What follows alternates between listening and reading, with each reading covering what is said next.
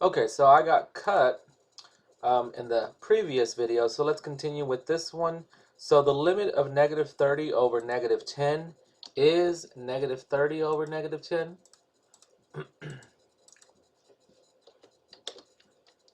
And of course, a positive or a negative divided by a negative gives me a positive, so negative 30 divided by negative 10 gives me a positive 3. So my answer is 3.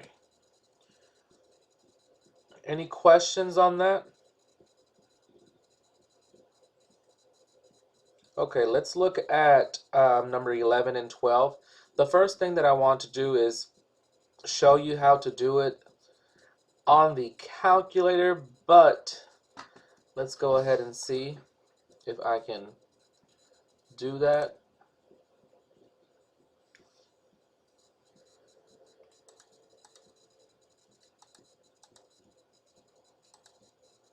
Okay, so what I will do is I'm going to type it in to the y equals. Let's make sure that my calculator is in radians, which it is.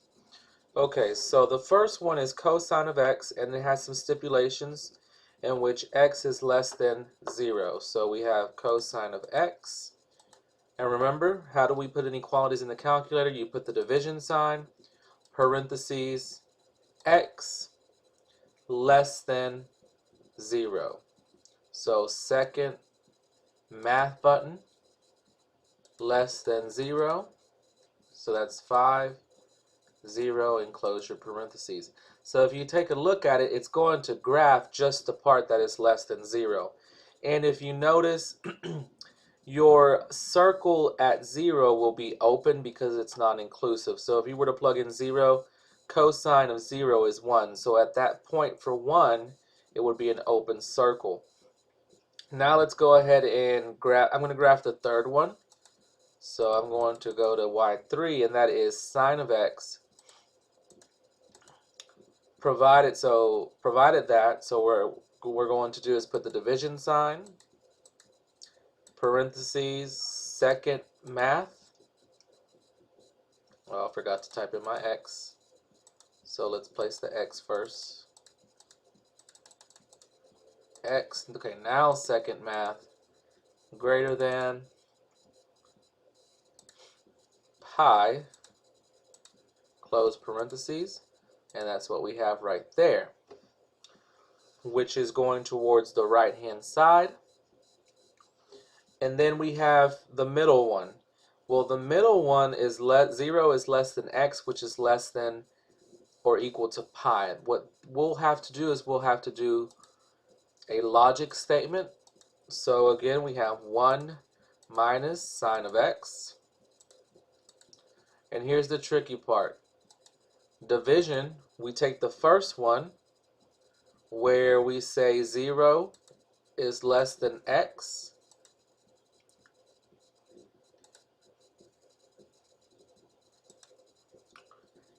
And then we say second math, but instead of going to test, I want to go to the logic, and I want and.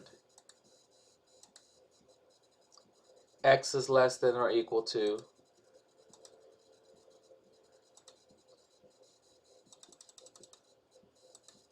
pi.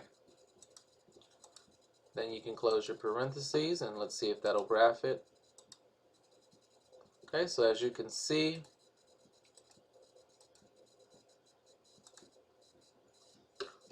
let's print the screen so that you'll be able to see it.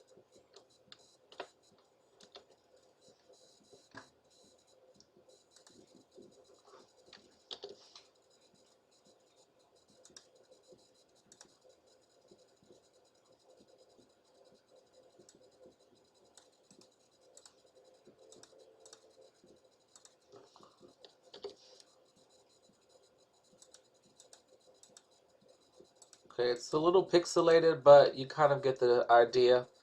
That's how it looks like. What I'll do is that when I get to class tomorrow, we'll actually graph it in person.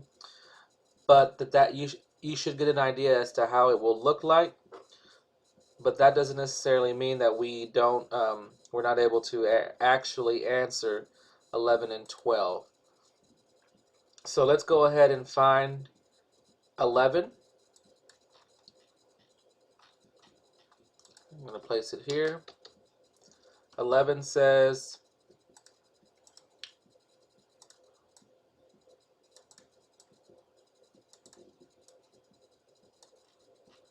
let me find one. There we go.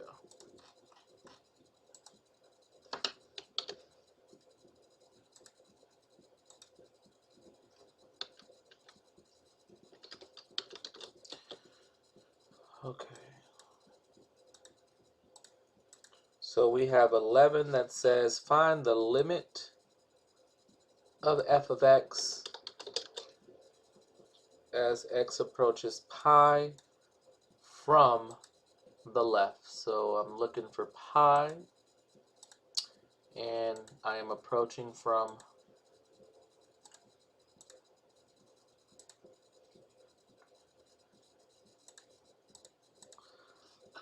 okay, so this is my function. Let's take a look. Okay, so if you notice pi, if I am approaching from the left of pi, that means that I am approaching from values that are less than pi, such as 0 and negative values. So out of these three cases, where does 11 fall under? Well, we know it's not this one because this one says it's greater than pi. That actually would be coming from the right-hand side. So we don't have this one. And we can't say that it's exactly this one because there's more values after 0 that are still less than pi. So we're left with this one. This is exactly the one that we're going to need. So if you plug it in, 1 minus the sine of pi, and the sine of pi, you should remember, is what? 0.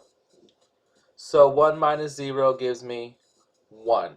So number 11, the limit of f of x as x approaches pi from the left is 1. Now let's look at pi over 2. Number 12. We're approaching this function at pi over 2. So let's decide where pi over 2 falls under. Pi over 2 is definitely more than 0 and definitely less than pi. So if you think about it, where does that fall under? Well, it can't be this one because it's greater than pi. And it can't be this one because it's less than 0. Pi over 2 actually falls here.